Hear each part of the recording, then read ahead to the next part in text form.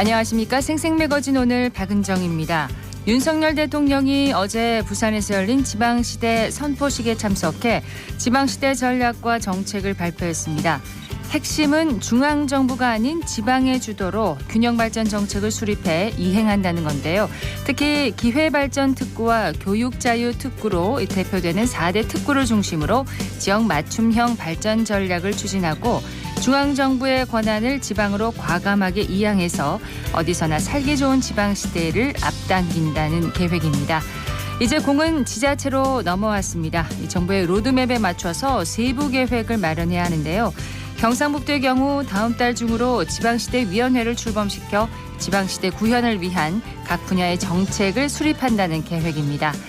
지자체의 계획에 정부의 지원이 더해져서 지역의 성장 동력은 커지고 주민의 삶의 질은 한층 더 높아지길 기대해 봅니다. 9월 15일 금요일 생생매거진 오늘입니다. 먼저 안동과 포항 울릉 연결해서 그곳 소식과 날씨 듣겠습니다. 안동입니다.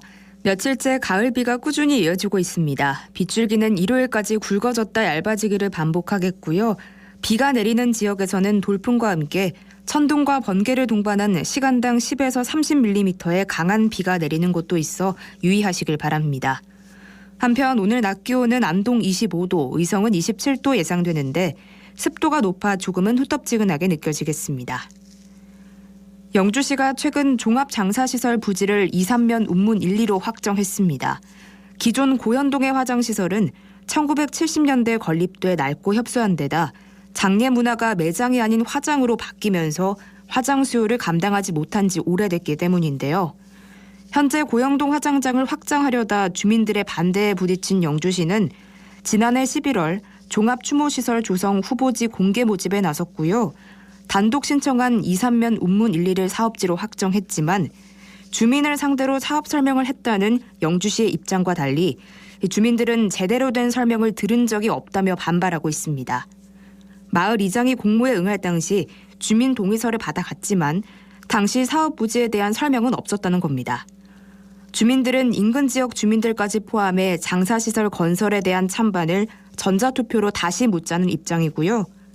영주시는 2번에 걸친 주민 동의 조사에서 각각 69.3%, 70.9%로 주민 수용성이 높았다며 난감해하는 가운데 다시 한번 주민 설득에 나서겠다고 밝혔습니다. 지금까지 안동이었습니다. 이어서 포항에서 전해드립니다. 경북 동해안 지역은 오늘 대체적으로 구름 많고 흐린 가운데 곳에 따라서 비가 내리고 있습니다. 비 소식은 내리다 그치다를 반복하며 계속 이어지겠는데요. 외출하실 때 우산 챙기시는 것이 좋겠습니다. 오전 기온은 어제와 비슷하거나 조금 높게 시작했는데 오늘 낮 최고 기온은 포항과 경주가 26도, 영덕 25도, 울진 24도로 어제보다 약간 높은 분포 보이겠습니다. 포항시가 시를 상징하는 물고기로 과메기의 원조인 청어를 선정했습니다. 이 시에 따르면 포항시 의회는 307회 임시회 본회의를 통해 포항시어를 청어로 확정했는데요. 시는 포항을 상징하는 물고기인 시어를 정하기 위해 지난해부터 조사와 연구 용역을 진행해 왔습니다. 여러 물고기가 후보에 올랐지만 이미 다른 지역이 정했거나 동해안에서 고루 잡히는 등의 이유가 있었고 청어의 경우 세종실록 지리지에도 곡물로 사용됐다는 기록이 있으며 과메기의 원조란 상징성도 있는데요. 또한 포항에서 위판된 청어는 2005년에는 전국 위판량의 33%였지만 올해 1월부터 7월까지는 46.9%로 더 늘었습니다. 시는 이런 역사성과 시민 여론조사 등을 반영해 청어를 시어로 정하고 앞으로 등푸른 막회가 유명한 북부시장에서 청어를 알리고 선포식을 여는 등 시어를 홍보할 계획입니다. 지금까지 포항이었습니다. 이어서 울릉입니다. 울릉도와 독도에는 흐린 하늘 보이면서 시간당 1mm 내외의 약한 비가 연속적으로 내리고 있습니다. 이 비는 내리다 그치다를 반복하면서 주말까지 계속 이어질 전망인데요. 내일까지 예상 강수량은 20에서 60mm이며 많은 곳은 80mm 이상의 비가 내리겠습니다. 현재 기온은 어제와 비슷한 21.8도, 습도는 100%입니다. 동해 중부 안쪽 먼바다에는 북동에서 동풍이 불며 바다의 물결은 1에서 2.5m로 비교적 높게 일겠고요. 내일도 바다의 물결 1에서 2.5m로 비교적 높게 일다가 모레부터 파도는 2m로 다시 잔잔해질 전망입니다. 다만 해상에 비가 내리고 안개가 많이 끼겠는데요. 항해나 조업하시는 분들은 해상 안전에 유의하셔야겠습니다. 오늘 여객선은 정상 운항합니다. 울릉군이 지난 13일, 14일 양일간 읍면회의실에서 남한권 울릉군수를 비롯한 지역구 의원과 주민대표 등이 참석한 가운데 2024년도 주민참여 예산 공청회를 개최했습니다. 이번 공청회는 예산 편성 과정에 폭넓은 주민의 의견을 수렴 반영하는 소통 행정을 통해 예산 편성 과정에서 주민의 참여 기회를 보장해 재정민주주의를 구현하고자 마련됐는데요. 참석자들이 자유롭게 건의 및 토의하는 형식으로 진행됐고 새로운 생활환경 개선 사업, 도로 하천 정비 사업, 위험지구 보강 사업 등 주민생활과 밀접한 사업들이 주로 건의됐습니다. 이번 공청회에서 건의된 사업들은 사업별로 해당 부서별 심의를 거쳐 2024년 예산안에 반영되고 군의의 예산 심의를 거쳐 12월 말 최종 확정될 예정입니다. 울릉군은 예산 편성 과정에서부터 주민들의 소중한 의견을 수렴하고 군정에 대한 다양한 발전 방안을 논의하고자 공청회를 개최했다며 실무부서의 사전 현장 답사 등 검토를 거쳐 적극 반영해 내실 있는 예산을 편성하도록 최선을 다하겠다고 전했습니다. 지금까지 울릉이었습니다.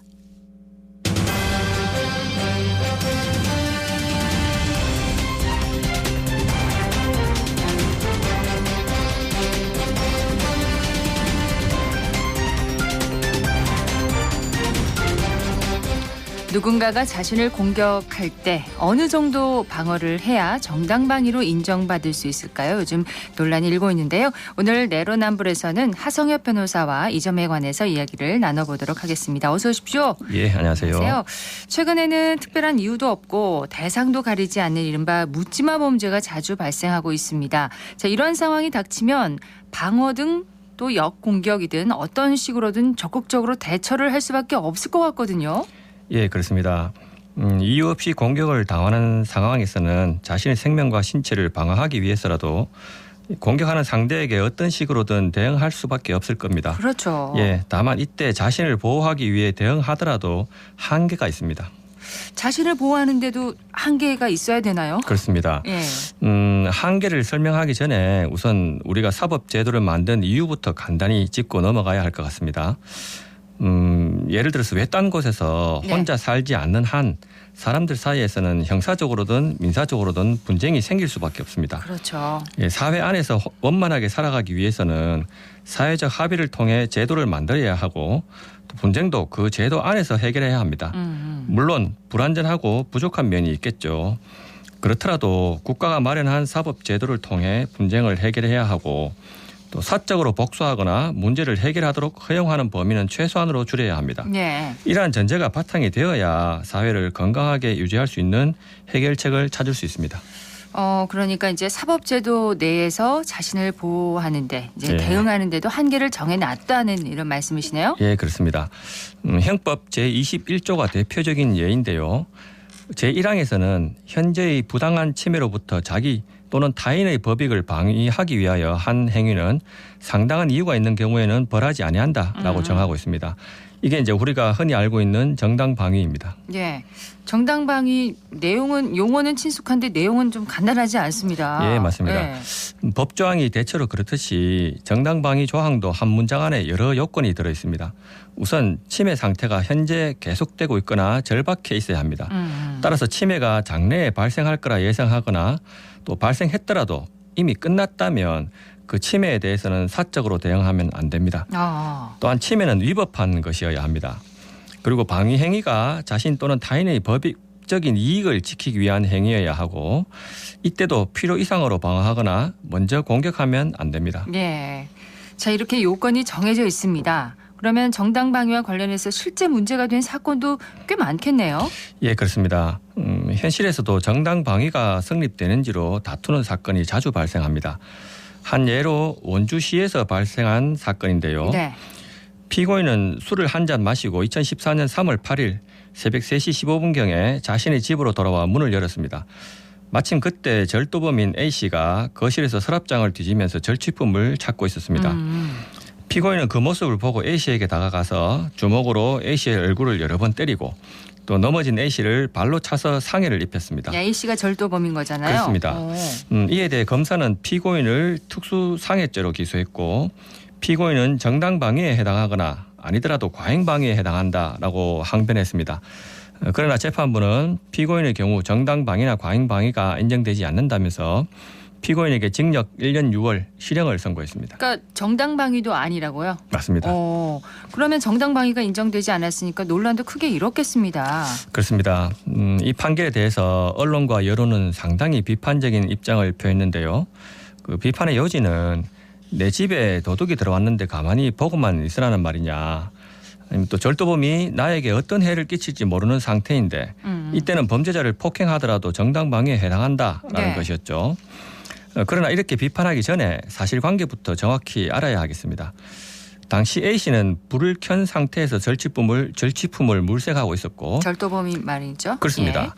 그러나 또 흉기나 다른 위험한 물건은 전혀 소지하지 않았습니다.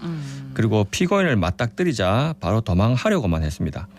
피고인은 당시 20대였는데요.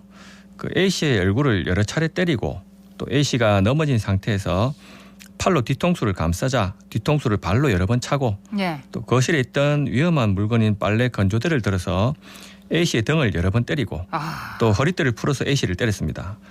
이로 인해서 A씨는 의식을 잃어 응급실로 후송되었으나 1심 판결이 선고될 때까지 약 5개월 동안 의식을 찾지 못한 채 식물인간 상태로 지냈습니다. 예. 그리고 앞으로도 의식이 돌아올 가능성은 높지 않았습니다. 그 또한 당시 A씨 형이 A씨를 보호하고 있었는데 병원비로만 한 2천만 원 이상이 나왔거든요. 예. 그러자 병원비를 감당하지 못하고 또 다른 어떤 여러 책임감을 느껴서 A씨의 형은 이 사건 이후 자살하였습니다. 예, 그야말로 한 집안이 풍비박산난 것입니다. 이 A씨가 계속 절도범인 거잖아요. 그렇죠. 네. 만일 A씨가 절도범이 아니었으면 피고인은 훨씬 더 중한 형을 선고받았을 텐데 재판부는 A씨에게도 책임이 있다라는 점을 고려해서 징역 1년 6월을 선고한 거죠. 근데 지금 제가 이렇게 들어보니까 예. 절도범인 경우에 흉기나 다른 위험한 물건을 전혀 소지하지 않은 걸 사실 모르잖아요. 그렇죠. 예. 그러니까 이렇게 과잉으로 반응할 수 있을 것 같습니다. 예상해서 반응하면 안 된다는 안 것입니다. 된다는 거. 예. 참 어렵습니다. 예, 맞습니다. 재판부가 정당방위를 이렇게 인정하지 않은 이유를 알 것 같긴 한데 재판은 그럼 그대로 확정이 된 건가요? 아닙니다. 피고인은 억울하다며 항소했습니다. 그런데 항소심이 진행되던 중에 A씨는 결국 사망했습니다.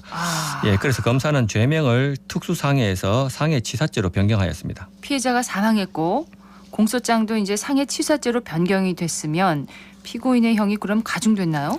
그 일반적인 사건에서는 형이 가중되었을 텐데 이 사건에서는 항소심은 피고인에게 징역 1년 6월에 집행유예 3년을 선고하였습니다. 그러니까 피고인은 1심에서는 구속되었다가 2심에서 석방된 거죠. 그리고 2심 판결은 대법원에서 그대로 확정되었습니다. 예. 그러니까 피해를 받을 것을 미리 예상하거나 그리고 그 상황이 종료가 됐을 때는 과잉 반응을 하면 안 된다는 거죠. 그렇죠. 방해하면 안 된다는 것입니다. 근데 쉽지가 않습니다. 맞습니다. 예. 예. 또 최근에도 취객을 폭행한 편의점 업주가 불기소 처분을 받은 사건이 있었는데 이건 어떤 사건이었습니까? 예, 지난 5월 24일 오후 7시 24분쯤이었습니다. 그 76세인 A씨와 그의 지인인 75세인 B씨가 술에 취해 한 편의점 앞에서 잠을 자고 있었습니다. 예. 그리고 이들을 발견한 편의점주가 A씨와 B씨에게 자리를 비켜달라고 했다가 이들 사이에 실랑이가 발생했습니다. 그러다가 B씨가 참지 못하고 플라스틱 의자를 집어 던져서 편의점주를 맞췄습니다. 그러자 편의점주는 B씨의 손을 잡아당겨 B씨를 넘어뜨렸습니다. 그 이를 보고 A씨는 인근에서 가위를 가져와서 편의점주의 다리를 찔렀습니다. 예, 그러자 편의점주는 A씨를 발로 차서 넘어뜨린 후 몸을 밟고 가위를 낚아챘습니다. 네. 그 이에 대해 경찰은 A씨와 B씨뿐만 아니라 편의점주도 검찰에 송치했습니다. 그러니까 기소 의견이라는 뜻이죠. 예. 그러나 검찰은 편의점주가 가위를 뺏기 위해 A씨의 가슴을 밟은 것으로 보이고 또 가위를 뺏은 뒤에는 추가로 공격하지 않은 점 등을 종합해서 A씨에게 그 상해를 입힌 행위에 대해서는 정당방위가 성립된다고 판단했습니다. 그래서 A씨에게 상해를 입힌 행위에 대해서는 죄가 안 되므로 또 B씨에게 상해를 입힌 행위에 대해서는 기소유예로 편의점주를 처분했습니다. 네. 그러니까 불기소로 처분한 것이죠. 예. 반면 검찰은 가위를 가져와서 편의점주의 다리를 찌른 A씨는 특수상해 혐의로 기소했습니다. 예. 정당방위를 그러면 인정한 거네요. 맞습니다. 이런 경우는요. 예, 맞습니다. 그럼 경찰은 어떤 이유로 정당방위를 인정하지 않은 건가요? 예, 이게 재판이 열린 사건이 아니라서 정확한 사실관계와 판단 근거는 알 수 없지만 그 편의점주가 A씨의 가슴을 밟아 상해를 입힌 점이 문제가 되었을 것으로 보입니다. 가슴을 밟은 부분. 맞습니다. 네. 그러니까 A씨가 가위로 편의점주의 다리를 찔렀을 때 발로 차서 A씨를 넘어뜨리는 행위는 현재 위법한 행위에 대한 그 방위 행위이기 때문에 정당 방위 요건을 충족합니다. 그러나 넘어진 사람의 가슴을 계속해서 발로 밟은 행위는 공격 행위로도 보이거든요. 예, 또한 당시 편의점주는 31세의 젊은 나이고 A씨는 76세의 노인이라는 점도 고려했을 겁니다. 과했다는 거군요. 그렇죠. 만일 A씨가 넘어지면서 가위를 떨어뜨렸거나 술 기운에서든 또 상해를 입어서든 다시 일어서기 힘든 상황이었다면 아마 검찰도 편의점주를 상해죄로 기소했을 가능성이 큽니다. 예. 그러나 A씨가 손에 계속 가위를 잡고 있었고 또 가슴을 밟은 행위가 가위를 뺏는 주요한 행위였나 봅니다. 예. 그래서 법익 침해 상태가 현재 계속되고 있다고 보고 그래서 가슴을 밟은 행위도 방어 행위로 판단한 것으로 보입니다. 그러네요. 어쨌든 참 이렇게 이런 상황은 또 급박하게 돌아가지 않습니까? 그렇죠. 그래서 어디까지가 정당방위일까 생각하면서 행동할 겨를은 없을 것 같습니다. 예, 맞습니다. 예. 그 부분은 굉장히 어렵습니다. 예. 갈수록 묻지마 범죄가 늘어나고 누구든 예상치 못하게 피해자가 될 수 있는 상황. 참 시민들은 더 불안해지는 것 같습니다. 그렇습니다. 예, 그래서 최근 들어 학계나 시민사회에서는 정당 방위를 더 폭넓게 인정해야 할지를 논의하고 있습니다. 그러나 원칙이 무너지면 결국에는 오랜 세월 시행착오를 거쳐 힘들게 쌓은 버팀목이 무너지게 되니까 네. 정당 방위 범위를 넓히는 일은 신중하게 접근해야 합니다. 사람들은 누구든 예상치 못하게 피해자가 될 수 있다라고만 생각하지 누구든 예상치 못하게 가해자가 될 수 있다라고는 생각지 않거든요. 그렇죠. 예, 살다 보면 다른 사람에 대해 뒷담화를 할 수도 있잖아요. 그러면 명예훼손죄가 성립될 수 있습니다. 또 자이든 타이든 다른 사람과 실랑이를 벌이다가 상대방을 모욕해서 모욕죄가 성립될 수도 있어요. 또 상대방의 손목이나 팔을 살짝 잡아당기거나 어깨를 네. 밀칠 수도 있는데 그것만으로도 폭행죄가 성립됩니다. 또 길에 떨어진 돈을 주워가면 점유이탈물 횡령죄, 또 교실에 떨어진 연필이나 지우개를 주워가면 절도죄가 성립돼요. 예. 흔히 일어나는 일이라서 가볍게 생각하던 행동으로도 누구나 이렇게 범죄자가 될 수 있습니다. 그렇군요. 예, 그런데 내가 만일 상대방의 팔을 살짝 잡았는데 그 순간 상대방이 나의 팔을 강하게 꺾어서 팔을 부러뜨리고 또 내가 도망하려 한다는 이유로 나를 붙잡아서 주먹으로 내 얼굴을 때려서 치아를 부러뜨렸다면 과잉이네요. 그렇죠. 이때도 정당방위라고 인정해 줄 수 있을지 생각해 봐야 합니다. 네. 그러니까 정당방위 행위를 범위를 넓히다 보면 언젠가는 이런 행위도 정당방위로 인정되지 않는다는 보장이 없어요. 그러니까 개인이 사법제도를 빌리지 않고 사적으로 분쟁을 해결하도록 허용하는 범위를 자꾸 넓히면 네. 그만큼 나의 생명과 신체도 오히려 위험해질 수 있습니다. 따라서 정당방위를 인정하는 요건은 그대로 유지하되 현실에 적용할 때는 상황에 따라 조금 더 유연하게 적용하는 쪽으로 논의가 이루어지길 바랍니다. 네.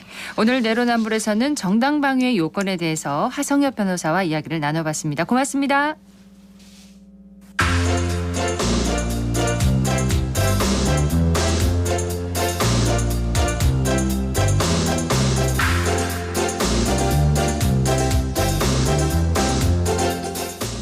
지난 월요일이었습니다. 2023 직업교육 박람회 특마 페스티벌이 열렸다고 합니다. 이번 박람회는 대구 지역의 특성화고와 마이스터고를 소개하는 자리였다고 하는데요. 박나영 리포터 현장 다녀왔다고요? 네, 대구광역시 교육청은 고등학교 입시를 앞둔 중학생을 대상으로 이번 행사를 열었는데요.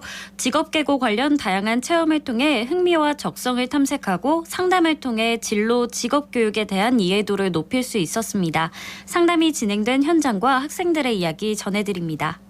자기의 진로를 어떻게 선택하느냐에 따라서 굉장히 많이 이렇게 달라지지 결과가. 어떤 친구들은 대기업에 들어가기도 하고 중견 중소기업에 들어가기도 하고 혹은 뭐 독일로 가기도 하고 혹은 직업군인의 길로 가서 부사 가는 과정을 해서 자기 진로를 이렇게 개척하게 되는데 경서중학교 3학년 이다희입니다.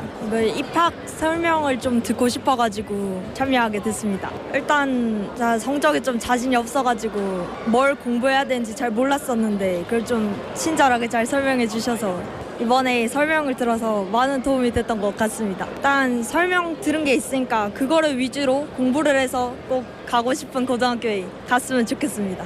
만약 소프트웨어 고등학교를 가게 된다면 개발자 쪽으로 나가서 큰 인물이 되고 싶습니다.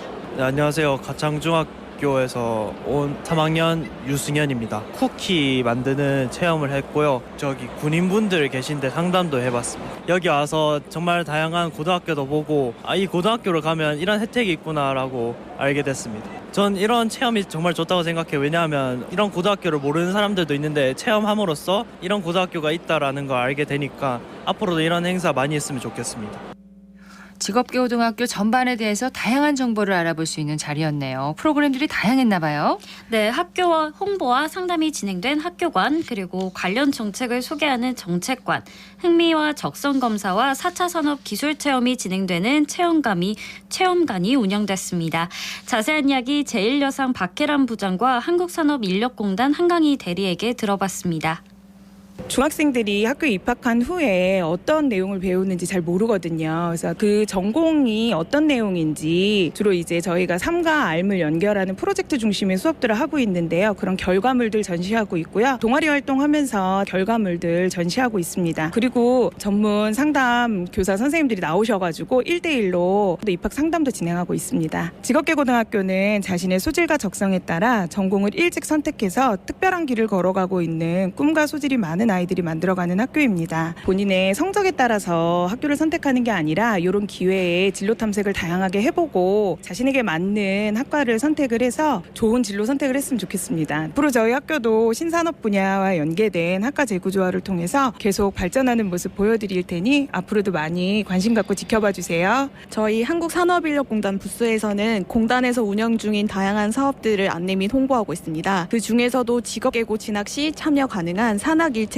도제학교 사업을 중점적으로 안내드리고 있습니다. 관내 중학생들에게 저희 사업을 홍보할 수 있다는 점에서 그 효과를 기대하고 있습니다. 사실 저희 사업을 모르는 중학생들이 본인의 진로를 계획함에 있어 더 많은 정보를 가지고 본인에게 더 걸맞는 선택을 할 수 있도록 도움을 줄 수 있음에 주안점을 두게 되었습니다. 네, 앞으로도 저희 한국산업인력공단에서는 직업계고 학생들이 더 나은 미래를 꿈꾸고 성장할 수 있도록 노력하겠습니다. 취업과 진로에 대해서 고민하는 학생들에게 아주 좋은 기회가 됐겠습니다. 네, 직업계고는 산업 수요에 맞춰 학과를 마련하고 관련 분야 전문 인재로 성장할 수 있어 최근 많은 관심을 받고 있는데요. 참여한 학생들은 미래 유망 기술과 직업을 알아보고 경험해보며 고민하는 시간도 가졌습니다. 네. 직업교육혁신지구 지원센터 양승철 팀장에게 자세한 이야기 들어봤습니다.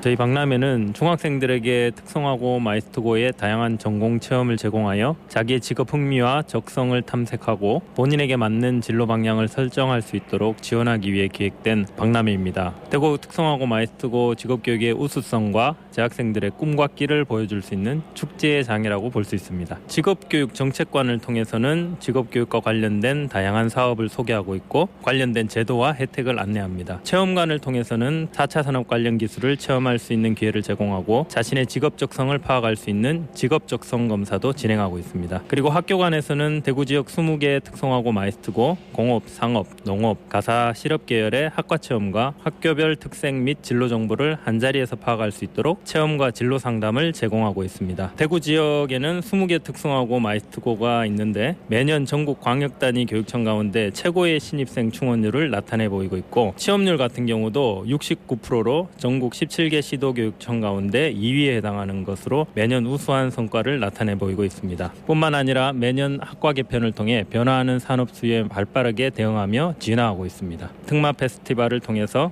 우리 아이들이 저마다의 꿈을 찾아 도전할 수 있는 계기를 마련해 줄 수 있도록 앞으로도 많은 정보와 체험 기회를 제공하는 박람회가 될 수 있도록 발전시켜 나가겠습니다. 네, 이 직업교육 박람회에서 학생들이 특히 관심 가지는 분야가 어디였나요? 네, 학생들은 직업계고 학생들이 직접 준비한 네일아트 부스나 아니면 로봇을 체험해보는 부스에 가장 관심이 많아 보였습니다. 요즘 학생들의 관심을 알 수가 있는 기회였네요. 네, 이번 행사는 이틀간 학생과 학부모 등 3천여 명이 참여했는데요. 학생들이 흥미와 적성을 탐색해보고 진학에 도움을 받을 수 있는 기회가 앞으로도 네. 다양하게 마련되길 기대합니다. 박나영 리포터 소식 잘 들었습니다. 네, 고맙습니다.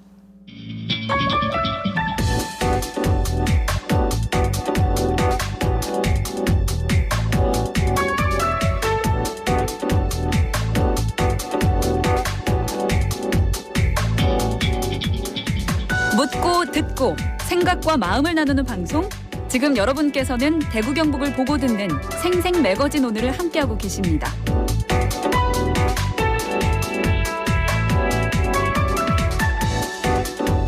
금요일 생생 매거진 오늘입니다. 11시 30분 지났습니다. 기자의 눈으로 지역의 현안과 이슈를 들여다봅니다. 영남일보 서민지 기자와 함께합니다. 어서 오세요. 네, 안녕하세요. 자, 오늘 서 기자가 주목한 이슈는 뭔가요? 네, 제22대 총선이 7개월 앞으로 다가왔습니다. 대구 경북에서 빨라지는 총선 시계가 주제입니다. 예. 그게 느껴집니다, 이제. 네. 자, 이번 주 여당 주요 정치인들이 대구 경북을 많이 찾았어요. 네, 그렇습니다. 특히 국민의힘 김기현 당대표가 박근혜 전 대통령의 달성 사절을 찾고 50분가량 만나면서 눈길을 끌었습니다. 김 대표의 박 전 대통령 예방은 지난 3월에 당대표에 당선된 이후 처음이고요. 처음입니까? 네. 또 박 전 대통령 역시 2021년 연말에 특별 사면으로 석방된 이후에 국민의힘 지도부와 처음으로 만났습니다. 네. 김 대표는 취임 직후인 4월에 박 전 대통령을 예방하려고는 했었지만 당시 당 지도부의 설화 등의 문제로 당내를 수습하는 과제가 있어서 일정이 수년됐습니다. 네, 이 김 대표와 또 박근혜 전 대통령 만나서 어떤 얘기를 나눴을까요? 김 대표가 박 전 대통령을 만난 후에 사저 밖으로 나와서 기자들에게 밝힌 바에 따르면 박 전 대통령에게 격려를 받았다고 합니다. 격려. 네. 총선 승리를 독려하는 그런 격려일까요? 네, 그렇습니다. 박 전 대통령은 과거 선거에서 불리한 판세를 뒤집고 또 선거를 승리로 이끌면서 선거의 여왕으로도 불렸었죠. 그렇죠. 그런 만큼 김 대표에게 여당 대표로서 무거운 책임감이 있을 것이라면서 내년 총선을 승리할 수 있도록 잘 해달라 이렇게 부탁했다고 전했습니다. 또 박 전 대통령이 예전 당대표였던 시절 이야기도 나온 것으로 알려졌는데요. 김 대표는 당이 거의 급전직하로 다시 회생하기 어려울 만큼 위기 상황에 있을 때 천막 당사라는 결단을 통해 당을 다시 되살렸던 과거의 역사에 대해서 되짚어봤다고 했습니다. 네, 박근혜 전 대통령과 윤석열 대통령의 만남 가능성도 열렸다고요? 네, 박 전 대통령을 한번 모시고 싶다라는 윤 대통령의 말을 김 대표가 전했더니 박 전 대통령이 긍정적으로 답변했다는 언급이 있었습니다. 연내 두 사람의 만남이 이뤄질 수도 있지 않을까 하는 정치권의 기대가 있습니다. 네. 김 대표가 달성 사절을 찾은 정치적인 이유가 있겠죠? 네, 표면적으로는 당대표로서의 당연한 도리라고 밝히기는 했습니다. 김 대표는 당대표가 된 후에 당 출신 역대 대통령을 찾아 뵀었고 또 돌아가신 분들은 그 흔적을 찾았다면서 네. 당의 뿌리를 다시 한번 찾아가고 보수당의 자치를 다시 되돌아보면서 나라의 미래를 이끌 동력을 만들어 나가기 위해서도 노력해왔다라고 설명을 했습니다.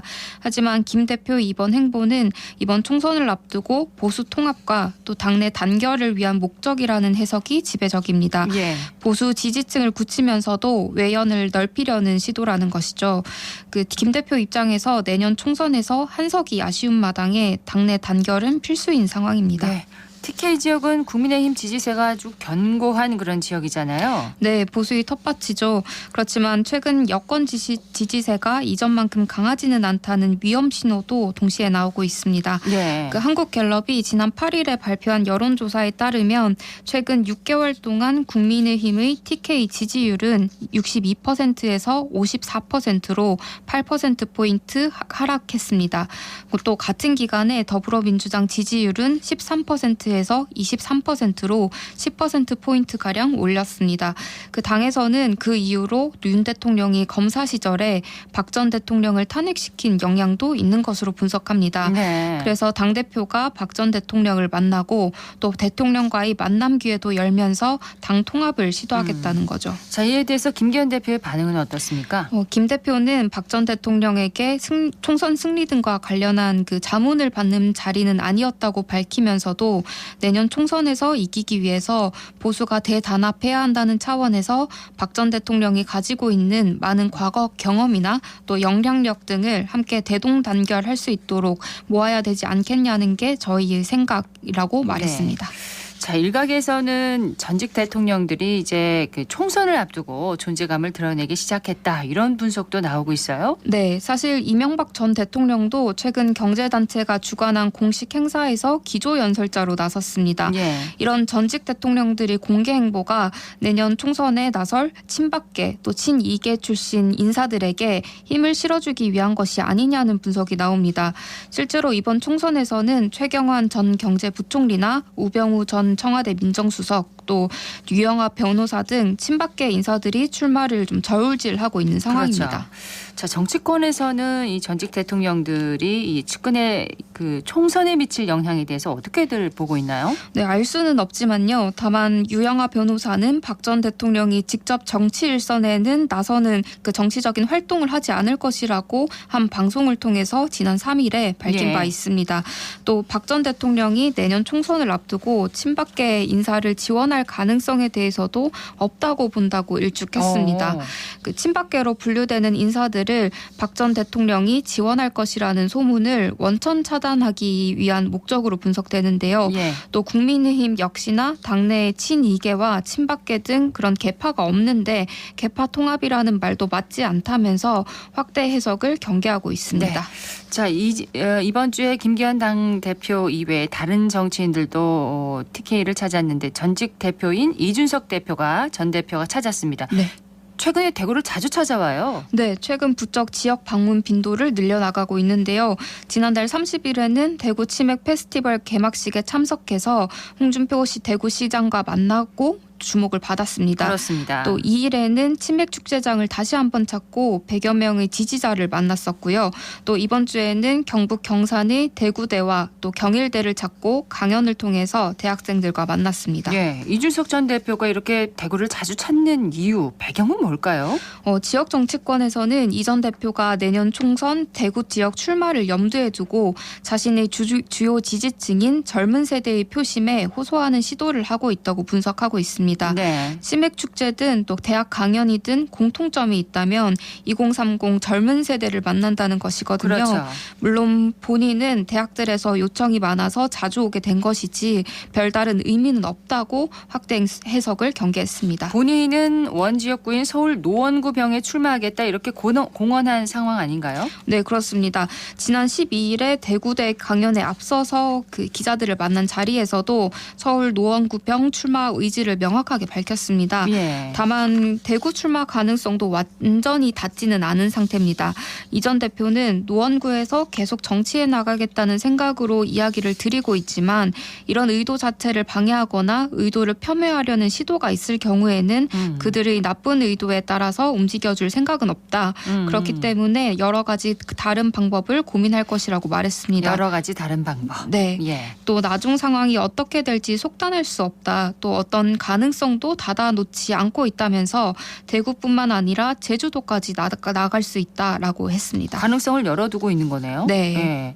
이 전 대표가 최근 유독 그 지역의 국회의원들에게 날을 세우고 있기도 합니다.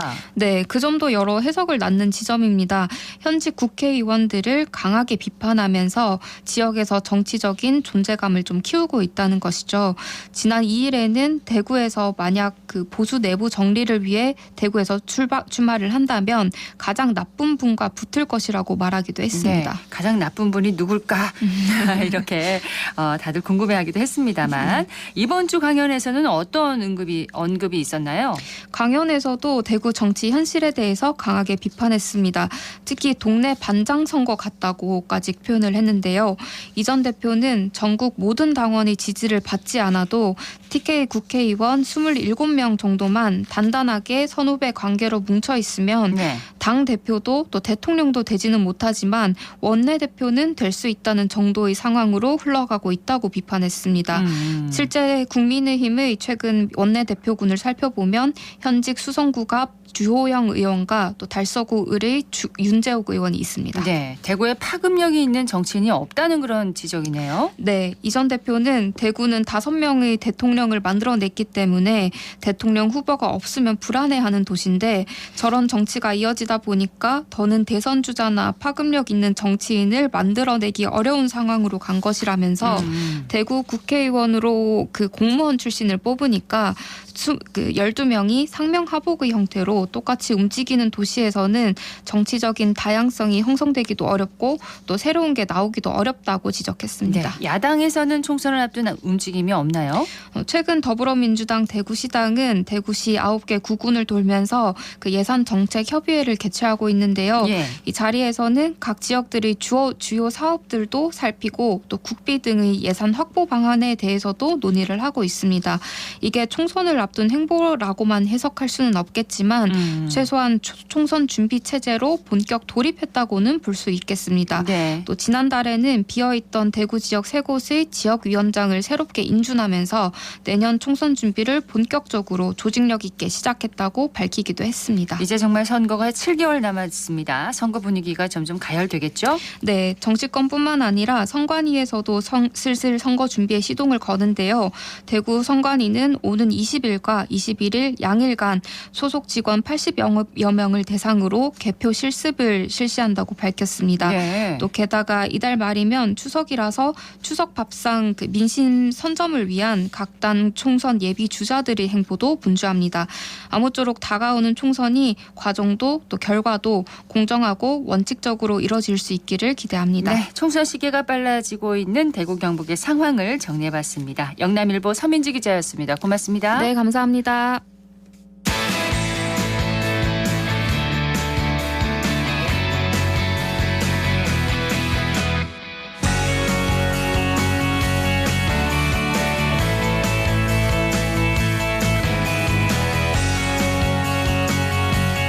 (11시 41분) 지났습니다. 생생한 스포츠 현장 속으로 들어갑니다. 생생스포츠 대구신문의 석지훈 기자와 함께합니다. 어서 오세요. 네, 안녕하십니까. 자, 오늘은 축구 소식부터 살펴보겠습니다. 드디어 클린스만 감독이 첫 승을 올렸어요. 네, 클린스만 감독이 이끄는 성인 대표팀이 13일 오전 1시 30분 영국에서 열린 사우디아라비아와의 친선 경기에서 조규성의 선제 결승골에 힘입어 1대0으로 승리했습니다. 그렇습니다. 이렇게 첫 승을 올리기까지 시간이 꽤 걸렸습니다. 네, 그렇습니다. 이 전까지 5경기에서 3무 2패에 그쳤던 클린스만 감독은 사우디전 승리로 부임 후 6경기 만에 첫 승을 신고했습니다. 네, 승리를 하긴 했지만 이 클린스만 감독에 대해서 잡음이 있었다면서요? 네, 클린스만 감독은 이제 어제 14일 오후 인천국제공항을 통해 귀국했는데요. 네. 대한축구협회에 따르면 클린스만 감독은 당초 16일 김민재가 활약하는 독일 분데스리가 바이에른 뮌헨과 레버쿠젠 경기를 관람하고 유럽 구단을 방문해 관계자 미팅을 할 예정이었다고 합니다. 네. 또한 10월 A매치를 앞두고 유럽인 코칭 스태프와 현지에서 유럽파 선수 점검 등을 진행하고 귀국할 예정이었다고 합니다. 네. 한국으로 들어오지 않고요. 네, 클린스만 감독은 영국에서 곧바로 독일로 이동했다가 미국 자택으로 돌아가는 일정을 계획한 것으로 알려졌습니다. 이후 9월 말이나 늦으면 10월 초 귀국할 예정이었다고 합니다. 예.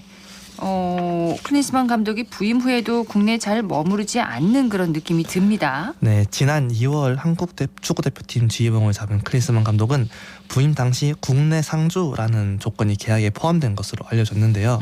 하지만 실제로 첫 7개월 중 클린스만 감독이 국내에 체류한 건 2달밖에 되지 않는다는 보도가 나오기도 했습니다. 근데 어쨌든 이제 어제 들어왔네요. 그렇죠. 예. 네. 어쨌든 지금 이런 경우는 좀 처음 봅니다. 전임 벤투 감독은 어땠습니까? 네, 벤투 감독은 완전히 달랐습니다. 벤투 전 감독은 이제 숙소를 서울에 마련해주겠다는 축구협회의 제안을 거절하고 대표팀이 주로 훈련하는 파주 NFC에서 가까운 고향 일산의 한 주상복합 아파트에 머물렀는데요. 휴가 때에도 주로 국내 여행을 다니면서 해외로 나간 일이 거의 없었습니다. 예. 아무래도 좀 비교가 되겠는데요. 전임 감독하고요. 네, 그렇죠. 클린스만 감독은 첫 5경기에서 이제 부진한 성적을 받아들인 것도 모자라서 이제 근무 태도에 대한 비판까지 일었는데요. 근태가 좋지 않군요. 네, 또한 A매치 2연전을 위해 영국으로 출국한 상황에서 이제 사우디전을 앞두고 자선 경기에 출전한다는 해프닝이 전해져 논란이 일기도 했습니다. 예. 자, 이쯤 되면 외국에서의 시각도 궁금해집니다. 네, 해외에서도 또 고운 시선이 쏟아지지만은 않는 모습입니다. 레전드 자선 경기 홍보차 방한한 이제 브라질 레전드 골키퍼 출신 훌리오 세자르는 뼈 있는 한마디를 남겼는데요. 뭐라고요? 네, 그는 클린스만 클린스만 감독과 코치진이 계약을 했을 때 뒷 배경이 있었을 것이다. 개인적으로는 해외에 상주하든 한국에 거주하든 축구로 증명하는 게 감독의 사명이다. 축구로 증명할 수 있다면 큰 문제는 없을 것이다 라고 말했는데요. 뒤이어 나도 의아한 부분을 느낀다라고 덧붙이기도 했습니다. 한국에 거주하는 기간이 짧아도 축구 결과로 뭐 증명하면 되는데 그렇죠. 결과가 별로 좋지 않으니까 신통치 않았죠. 네, 그러니까 또 비판을 받는다. 뼈 있는 한마디를 남겼네요. 축구 팬들 반응은 어땠습니까? 네, 당연히 비판의 목소리가 쏟아지고 있는데요. 과정부터 미심쩍었는데 첫 승까지 오랜 시간이 걸렸으니까 좀 불만이 상당합니다. 네. 이 탓에 이제 전부가 그런 것은 아니겠지만 실제로 적지 않은 국내 축구 팬들이 지난 사우디전에서 클린스만 감독의 조기 경질 가능성을 위해서 대표팀 대신 사우디 선수들을 응원하는 장면이 연출되기도 했습니다. 아, 그래요? 예, 재밌는 해프닝으로만 취급하기에는 좀 심각한 상황까지 온 것 같습니다. 네, 그렇죠. 아무리 친선 경기라고는 하지만 국가대표팀의 경기에서 다른 나라 선수들을 응원한다는 게 흔한 풍경은 아니니까요. 그렇죠. 네. 저 역시 클린스만 감독의 선임 과정부터 보여준 행보까지 좀 마음에 들지 않는 부분이 적지 않은데 축협이 어떤 결단을 내릴지 귀추가 주목됩니다. 네. 자, 그리고 황선홍호도 2경기 치렀습니다. 네, 황선홍 감독이 이끄는 23세 이하 대표팀은 지난 토요일 창원에서 열린 키르기즈스탄과의 경기에서 1대0 진땀승을 거뒀습니다. 진땀승이요? 네.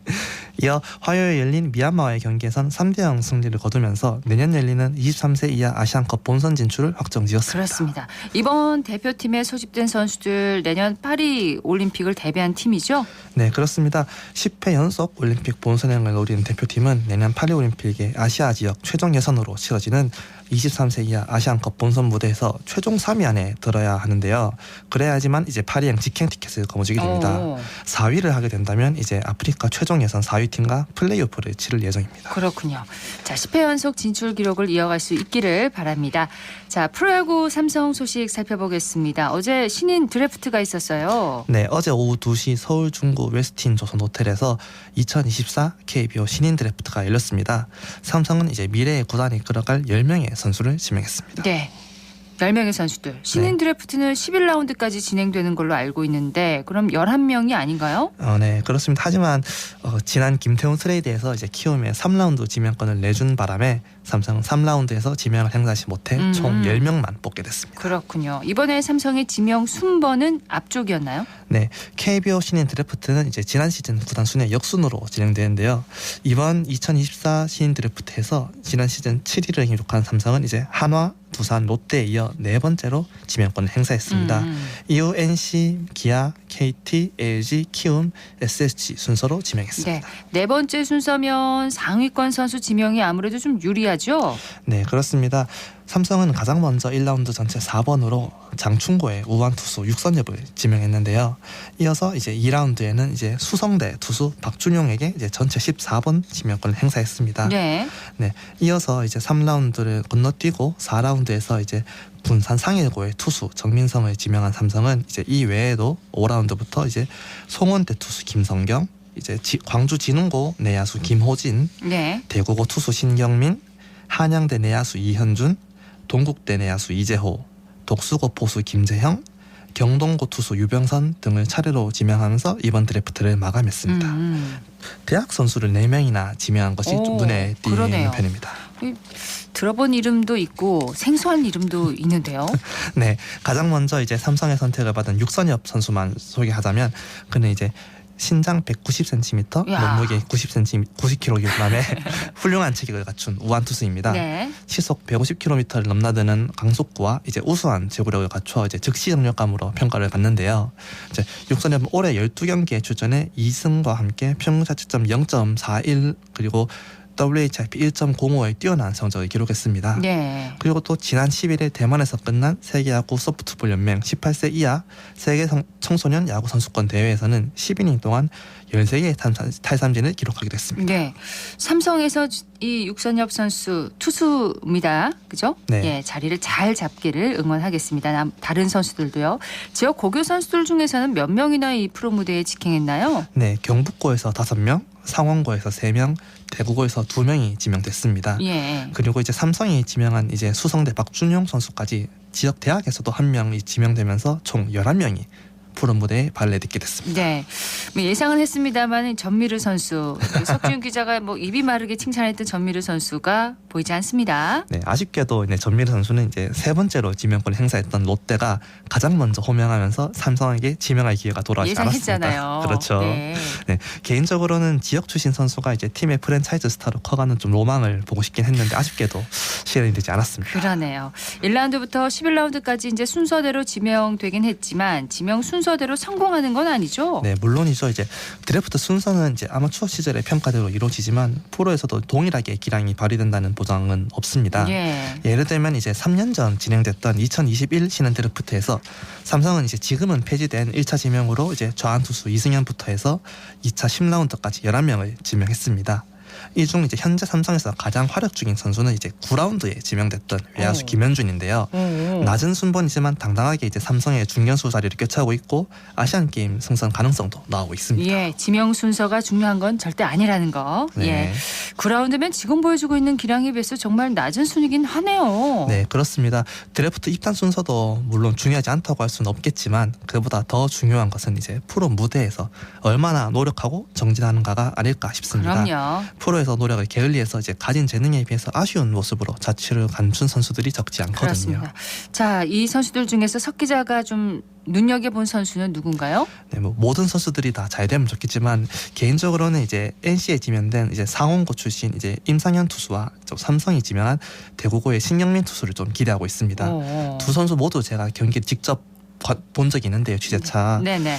좀 구위가 프로에서도 좀 통할 만큼 상당하다고 느꼈습니다. 그렇군요. 임상현 투수 그리고 신경민 투수 한번 눈여겨보도록 하겠습니다. 다들 좋은 결과 있기를 바라고요.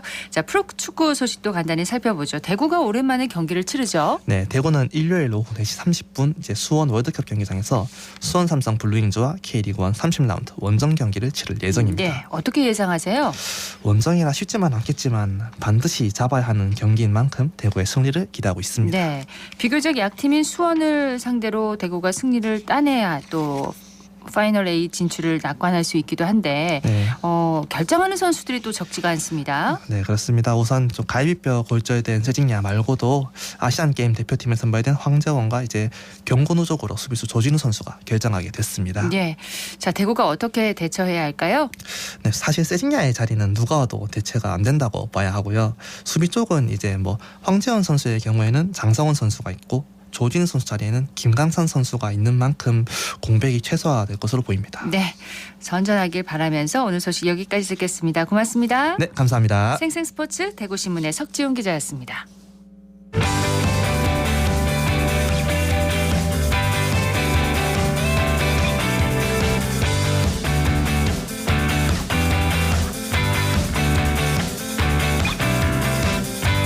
클릭 정보 클립.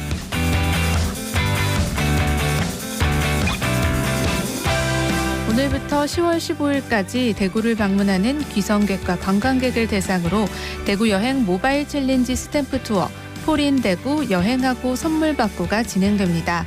대구의 주요 관광지 40곳 중 7곳을 방문해 스탬프를 찍으면 추첨을 통해 다양한 경품을 받을 수 있는 이벤트인데요. 올해는 수성 연휴와 판타지아 대구 페스타 기간 동안 스탬프 투어가 열려서 더욱 알차게 즐길 수 있을 것으로 기대됩니다. 투어를 통해 많은 분들이 대구의 매력을 느낄 수 있길 바랍니다.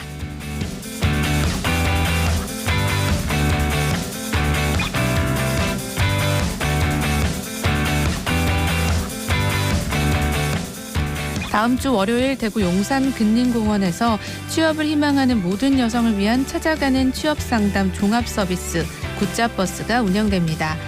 구인 직종으로는 시설 요양보호사, 영양사, 물리치료사 등이며 10개 기업체가 참여해 15명의 여성을 채용할 예정입니다. 1:1 맞춤형 취업상담과 현장 면접을 비롯해서 구직자의 심리상담과 스트레스 지수 측정도 가능한데요. 굿잡버스에 많은 여성이 참여해서 취업에도 성공하길 바랍니다.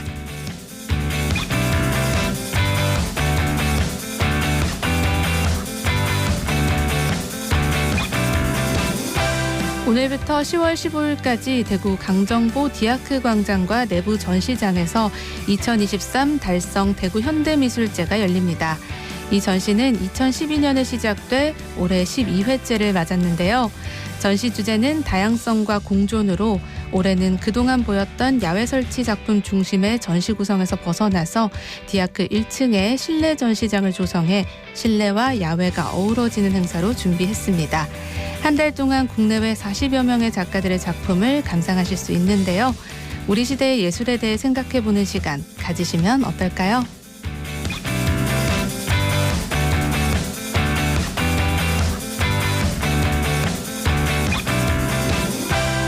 이번 주말 이틀간 대구 북구에 위치한 경북도 바로마켓에서 추석맞이 경북 귀농귀촌 유치활동과 농산물 특판 행사가 열립니다.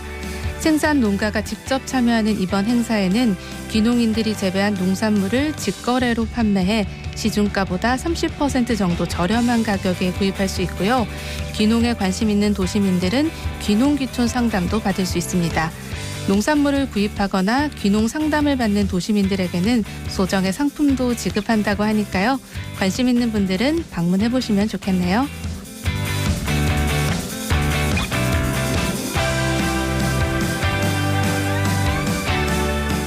(9월 16일) 내일은 청년의 날입니다. 청년의 권리를 보장하고 청년 발전의 중요성을 알리기 위해 청년 기본법에 따라 지정된 법정 기념일로 매년 9월 셋째 주 토요일로 지정해 운영하고 있습니다. 청년의 날을 기념해 내일 오후 대구 청년센터 행복그레에서는 기념식이 열리는데요. 자세한 내용은 대구 청년주간 홈페이지를 통해 확인하실 수 있습니다. 다양한 정책들로 대구가 청년이 살고 싶은 활기찬 도시가 되길 바랍니다. 지금까지 클릭 정보 클립 서유리였습니다.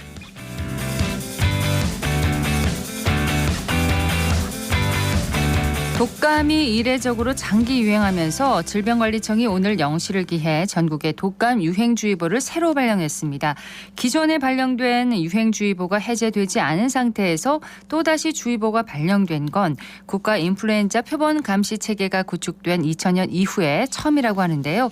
독감이 이렇게 장기 유행하는 건 코로나19 기간 동안 독감 유행 없이 지내다 보니 지역사회 내에 독감 바이러스에 대한 자연 면역이 떨어졌기 때문으로 풀이됩니다. 20일부터 독감 예방접종이 시작되는데요. 노약자분들 적극적으로 참여해서 건강 잘 지키시기 바랍니다.